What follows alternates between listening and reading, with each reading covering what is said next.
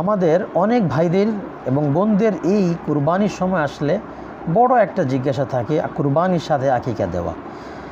তো এই প্রশ্নের উত্তর দিতে গিয়ে আমরা একটু ব্যাখ্যা করে কথাটা এভাবে বলতে চাই যে আসলেই এটা একটা ভুল নিয়ম যে কুরবানি পর্যন্ত আকিকাকে বিলম্ব করা এবং কুরবানির সাথে আকিকাকে মিলিয়ে দেওয়া, এটা একটা সঠিক নিয়ম নয়।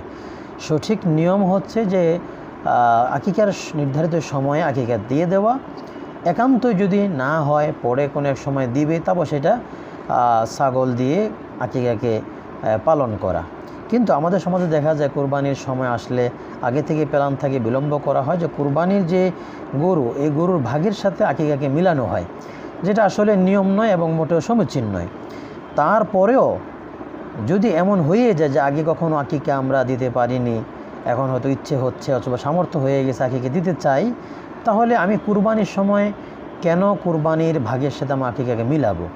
বরং এটা উত্তম পন্থা এবং সুন্দর নিয়ম এই যে আমি যদি দুইটা ভাগ নিতে চাই কুরবানিতে, তাহলে একটা ভাগ দিয়ে আমি গরুতে শরিক হলাম, আরেকটা ভাগের যে টাকা 1500-1700 টাকা হয়তো আমাদের আসবে, ওই টাকাটা দিয়ে আমি সুন্দর করে ছাগল কিনে এটা আকিকা করতে পারি। তাহলে আকিকের যেটা ছাগল দিয়ে দেওয়ার কথা সেটাও সঠিকভাবেই হয়ে যাবে, কুরবানিটা আমার হয়ে গেল।